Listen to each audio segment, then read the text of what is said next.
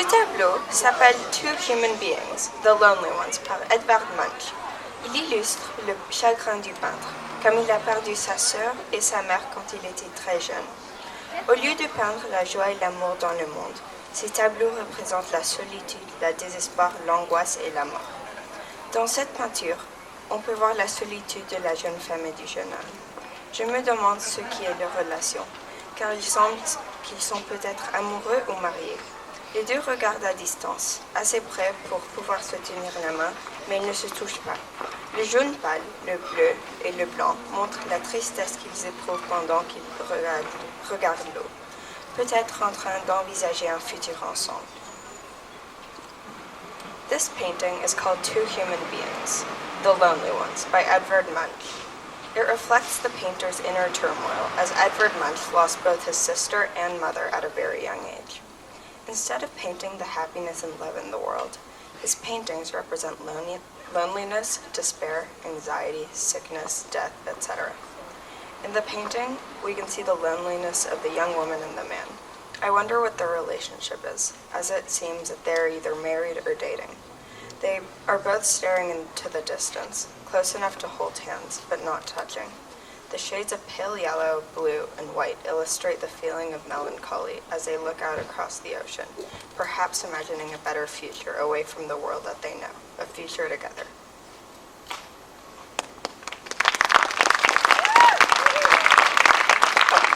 This painting is represented by Maya Goff and Dahlia Edelson Evans.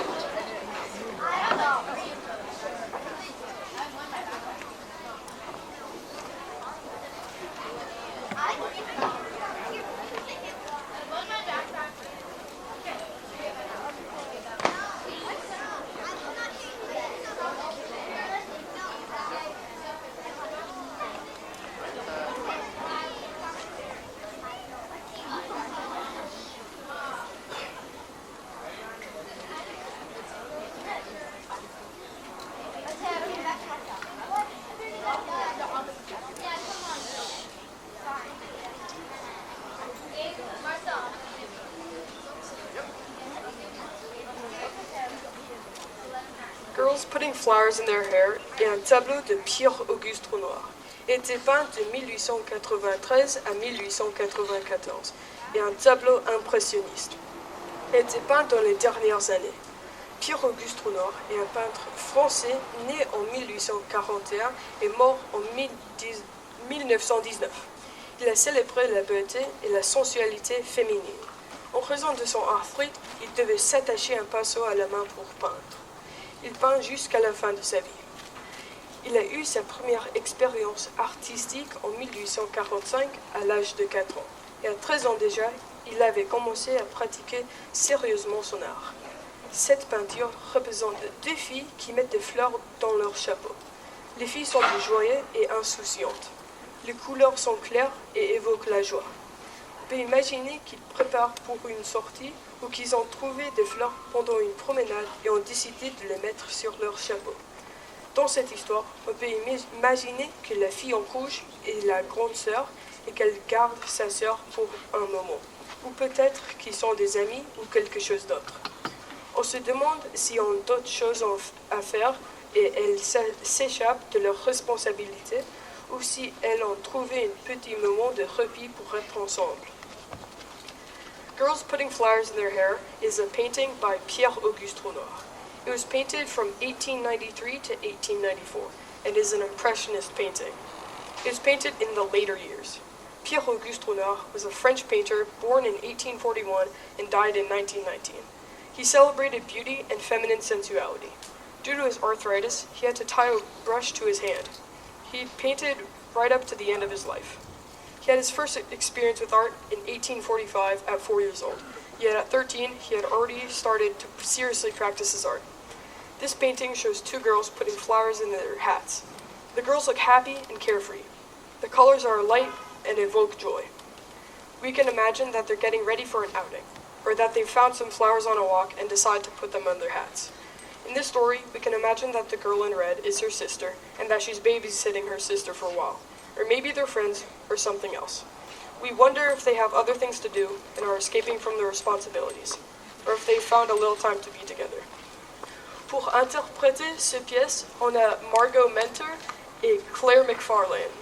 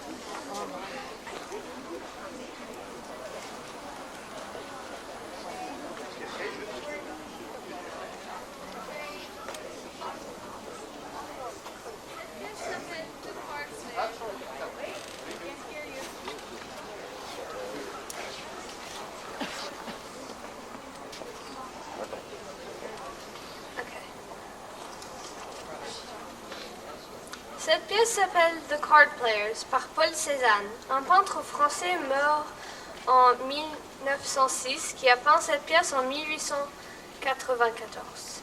La pièce dépeint deux hommes qui jouent aux cartes, un avec un pic et un qui n'en a pas.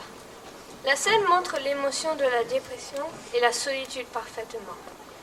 Paul Cézanne a en fait peint 5 pièces qui tout dépeignent la même scène, mais avec une personne de plus chaque fois, avec la première pièce qu'on voit ici, avec juste 2 hommes, et la dernière avec 5 personnages, 4 hommes et une femme.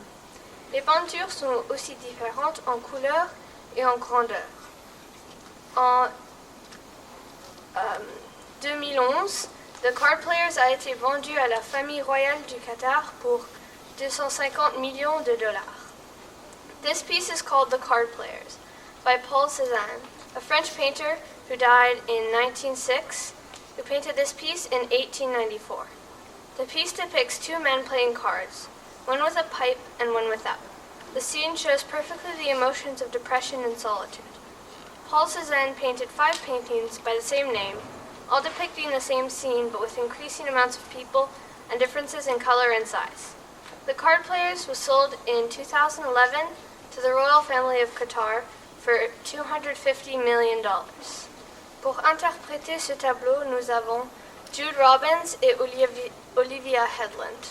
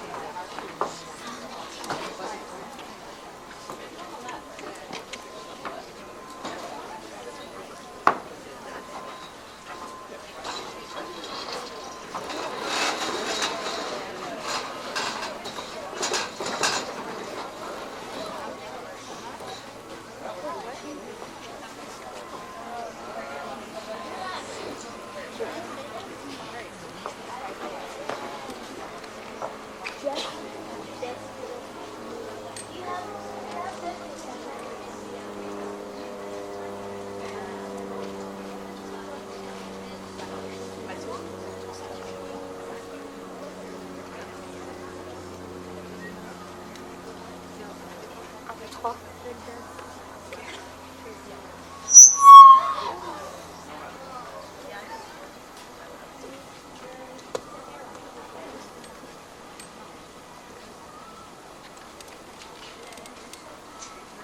L'auteure Anne Cardin est une artiste québécoise née en 1963 qui était peintre dans l'âme depuis son enfance. En primaire et secondaire, elle faisait des dessins pour le journal d'école, des caricatures et de la photographie. Aujourd'hui, elle est professeure d'art plastique. Pour cette peinture, elle a été inspirée par ses grands-oncles qui habitaient en ville et laissaient leur famille à la maison quand ils allaient travailler.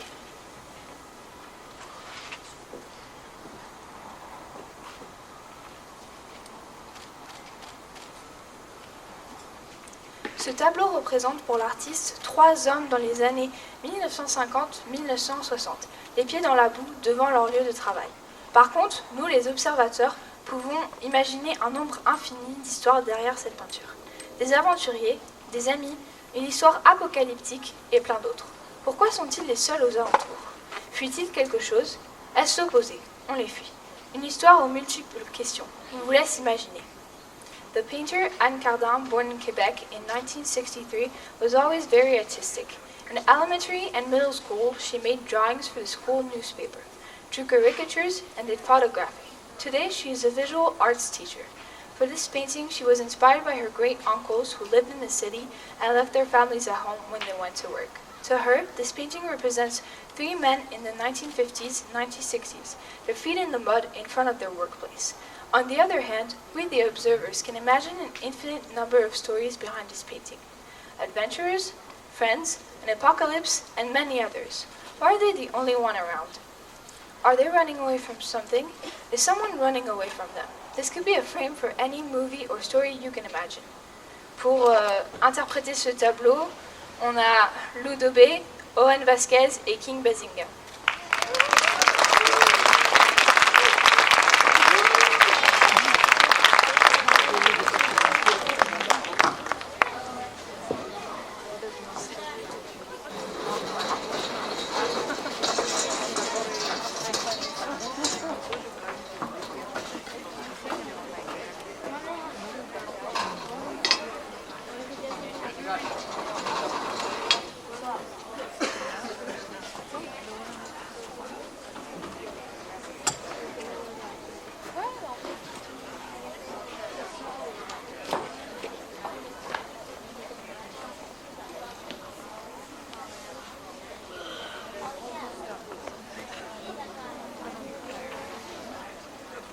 Un, deux, trois.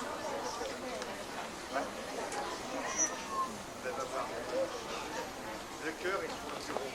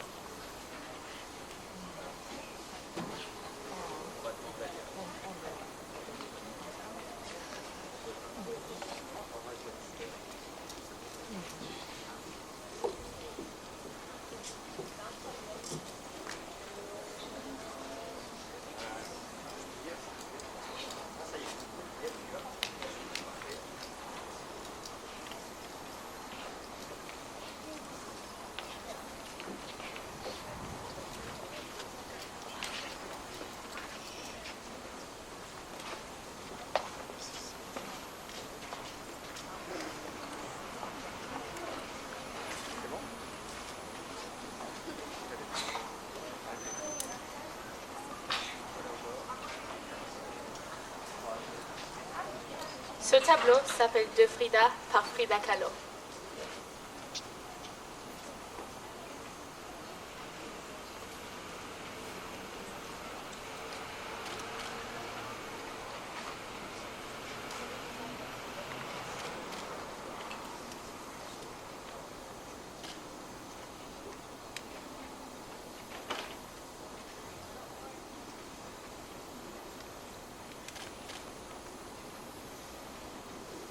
À la gauche est une Frida dans une robe traditionnelle, avec un cœur cassé, un trou dans sa robe et des ciseaux dans sa main qui coupent une main.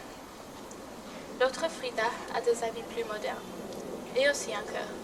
Mais celui-ci est complet, en train de battre pendant que l'autre Frida donne son sang.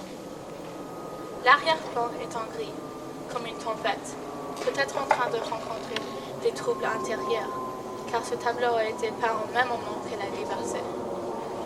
Ses visages semblent un peu enragés. En 1939, l'Institut national des beaux-arts l'a acheté pour $1000, ce qui vaudrait environ $20 000 aujourd'hui. Frida et Diego ont divorcé car il avait eu une affaire avec sa sœur Cristina. Heureusement, elle s'est remariée avec Diego et ils sont restés mariés jusqu'à sa mort. C'était le rêve de Diego que leurs cendres soient mélangées. This painting is called Two Fridas by Frida Kahlo. On the left is a Frida in a traditional dress with a broken heart, and there's a cut on her dress that is mostly covered by the heart. She also has surgical scissors in her hand, cutting a red vein that winds around the more modern dress Frida, who is holding a spool of thread.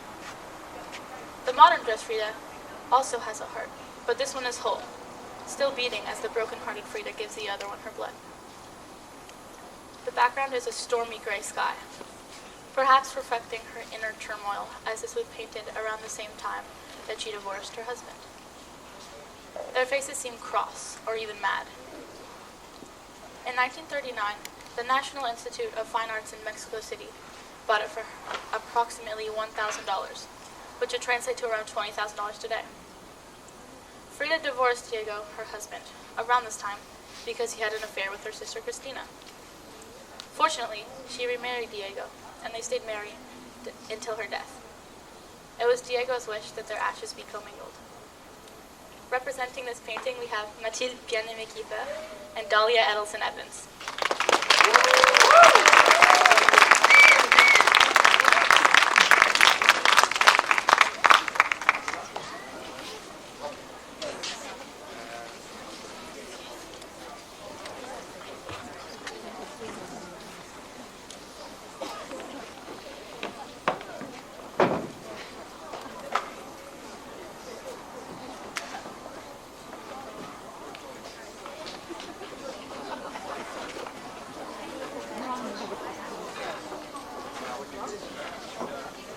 The puzzle is not solved.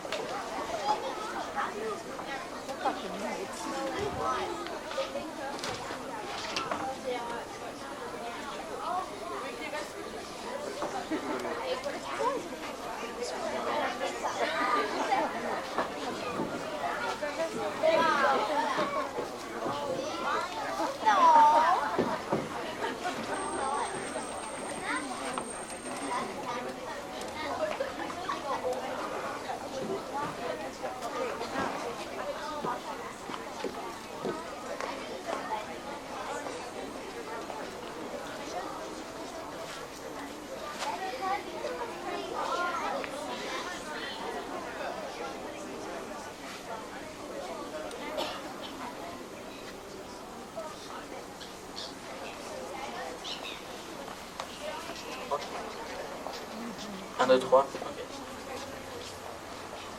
Ce tableau s'appelle Gossip. Le peintre s'appelle Charles Haywood. Charles est né le 9 mai en 1854 à Bury, en Angleterre, et est mort le 25 mars 1927. Ce tableau représente la relation entre trois jeunes filles qui sont en train de parler de tout ce qui s'est passé cette journée.